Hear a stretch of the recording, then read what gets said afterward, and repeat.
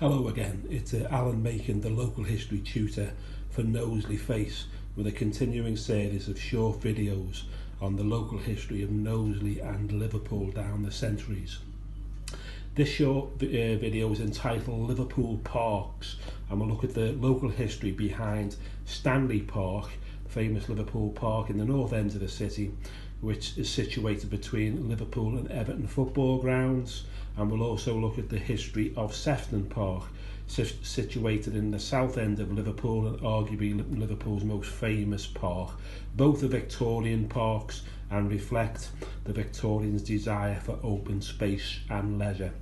The short video will look at locational maps, the origins of the Victorian parks, some archive photographs, and how the parks have changed over time into the 21st century.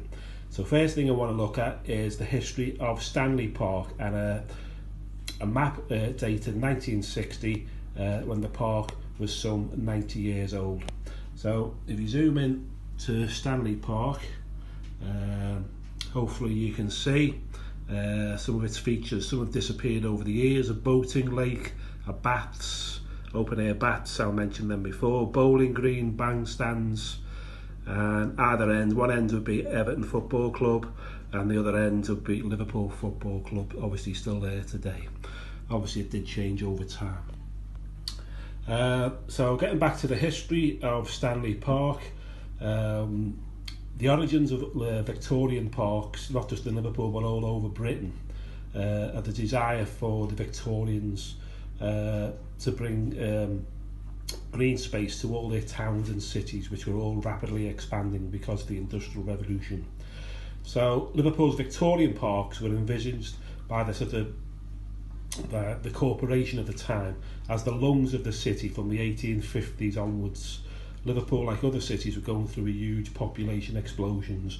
They were planned to stop the spread of diseases like cholera and typhus and give the population leisure space in a very rapidly expanding city.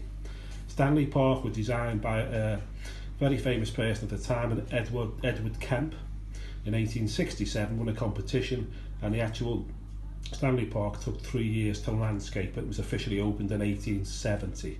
It was named after Lord Stanley of Preston, former Lord Mayor of Liverpool, the Stanleys, famous aristocratic family. The park's original architectural features were designed by the Liverpool Corporation surveyor E.R. Robson, and the total cost, it goes on to say, was at the time a huge amount, £154,000, millions of pounds in today's money.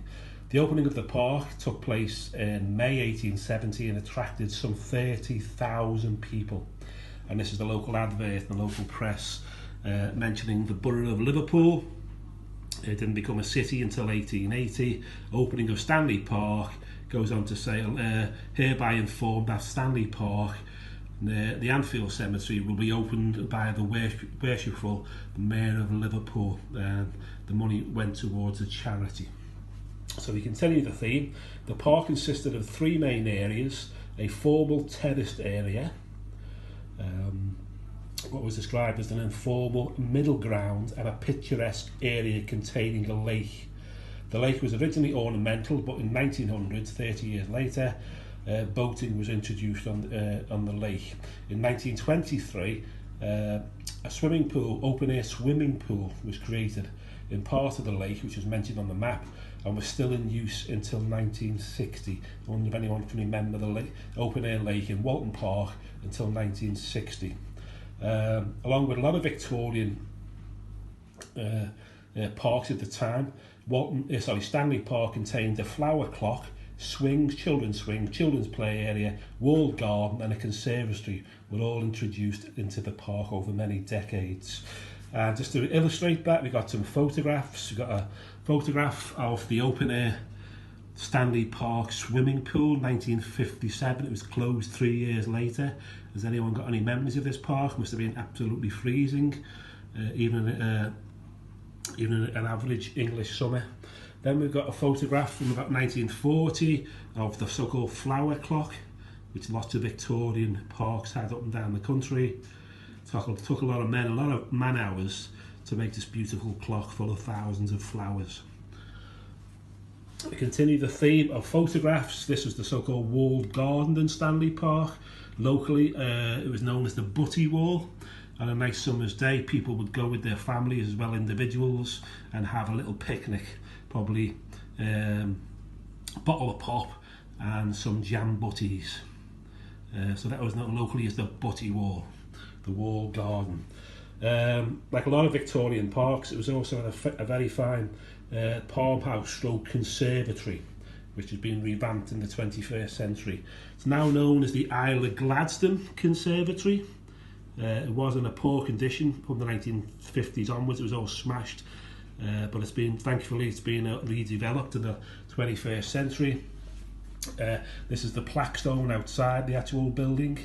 It says this conservatory was completed in 1900, the original conservatory, constructed and cast of raw time with direct, elegant lines of the foundry of Mackenzie and Moncure in Edinburgh. Popular in its year, floral displays until the Second World War. Goes on to say the Gladstone Conservatory was named in honour to honour William Ewart Gladstone, 4 times Liberal Prime Minister of Britain, born in 62 Rodney Street, Liverpool. But on its rebuilding in the 21st century, the name was turned into, and it was in honour of the women of Liverpool, and particularly to the memory of a lady called Isla Gladstone, 20th century designer, gardener and student at Liverpool. So that's its official name. On match days, it's used by Liverpool Football Club for meals.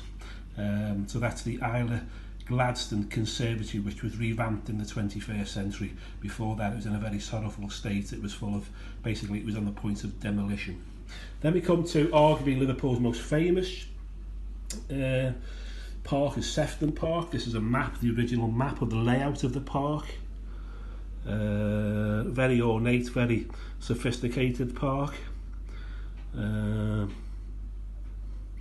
you can just see how the layout of the winding pathways surrounded by beautiful mid to late Victorian houses, which offset the cost of the parking.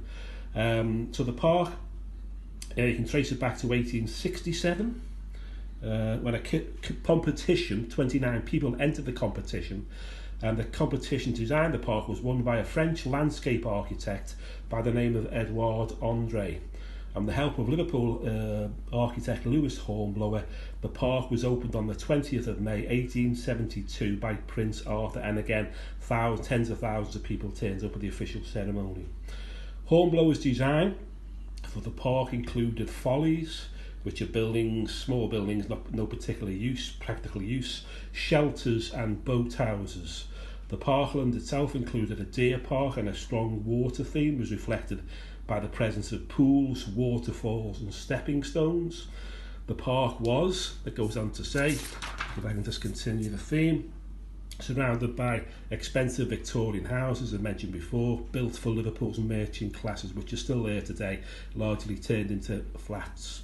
Arguably Liverpool's most famous palmhouse conservatory is the Sefton Park Palmhouse, which goes back to 1896. The palmhouse opened in Liverpool's Sefton Park.